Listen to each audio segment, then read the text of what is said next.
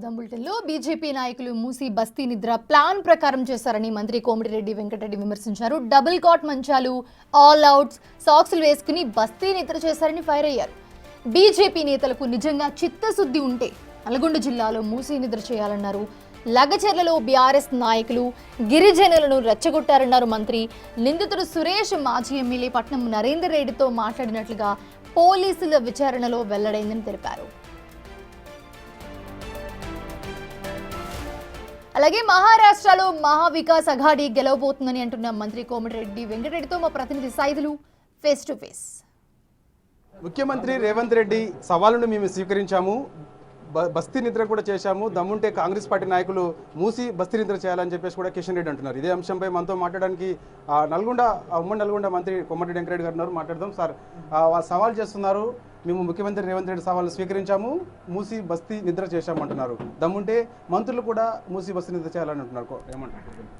కిషన్ రెడ్డి గారికి బండి సంజయ్ని ఈటల రాయిందని మా నల్గొండకు వచ్చేది నా ఊరిలో పండుకోమంటున్నాం. పండుకొని పొద్దున్న లేచి క్షేమంగా ఇంటికి రా వస్తే మేము అప్పుడు ఒప్పుకుంటాం.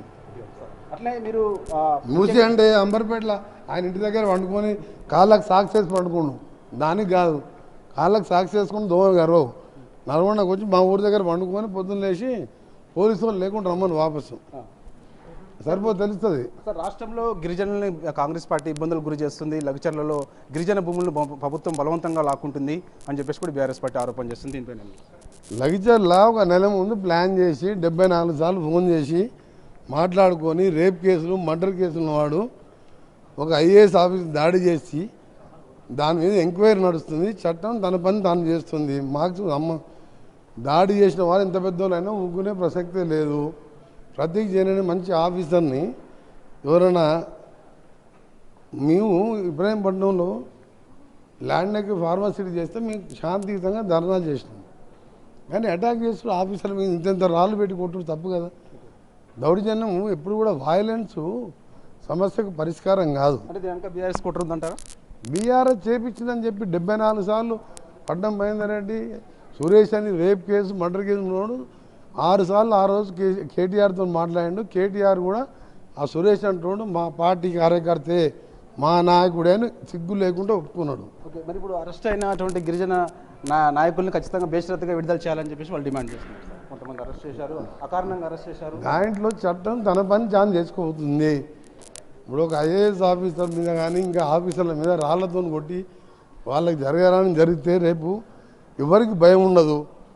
ఇప్పుడు గిరిజనులైనా మా నాన్ గిరిజనులైనా ఎవరైనా అనవసరంగా తప్పు చేస్తే తప్పకుండా చట్టం తన పని తాను చేసుకుంటూ పోతుంది. సార్, ముఖ్యంగా ఇది ధాన్యం కొనుగోలుకు సంబంధించి ఉమ్మడి నల్గొండ జిల్లాలో కొంత నిర్లక్ష్యం అవుతుందని అంటున్నారు. అది నిజంగా వాస్తవమేనా? రైస్ మిల్లులకు మాకు కొద్దిగా గ్యాప్ వచ్చి బ్యాంక్ గ్యారంటీ కాడ కొద్దిగా లేట్ అయిన మాట వాస్తవం. ఇప్పుడు అంతా సెటరేట్ అయిపోయింది. ఒక 20% మాత్రమే మిగిలింది. ఇప్పుడే నేను భువనగిరి జిల్లా, ఆలేరు అన్ని ప్రాంతాలు పోయి వచ్చినాను. అంత అయిపోయింది ధాన్యం. నల్గొండ జిల్లాలో 20% మిగిలింది.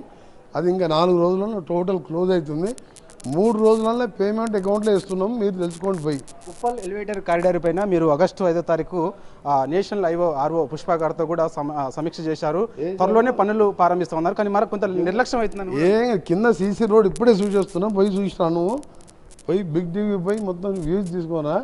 కింద మొత్తం సీసీ రోడ్ వేసి అప్పుడు రోడ్ లేదు, కింద రోడ్లు వేస్తున్నారు. నెక్స్ట్ మంత్ ఫస్ట్ స్లాబ్ పడుతున్నది. 18 నెలల్లో పూర్తి చేస్తున్నాం. వాళ్ళు 6.5 ఏళ్ల కింద స్టార్ట్ చేసింది. 20% చేయకపోతే నేను ఇవాళ పార్లమెంట్ ఎన్నికల కోడ్ పోయిన తర్వాత మిగిలిన 6-7 నెలలనే 30% చేసినాం.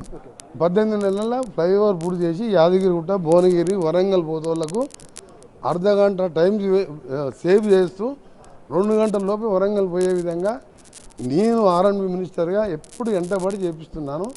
అలాగే దాంతోపాటు హైదరాబాద్ విజయవాడ రోడ్డు కూడా జనవరి ఎండింగ్లో 6 లేన్గా పనులు మొదలు పెడుతున్నాం. మహారాష్ట్ర ఎన్నికలు ఈసారి ఎలా ఉండబోతున్నాయి సార్? చివరిగా మహారాష్ట్ర ఎన్నికల్లో కాంగ్రెస్ ఎంవీఏ ఆగాడం కూడా తప్పకుండా గెలుస్తుంది. శరద్ పవార్, బాల్ ఠాక్రే లాంటి సీనియర్ నాయకులని మోసం చేసి పార్టీని కూల్చి ప్రజలకు ఈరోజు ప్రజలని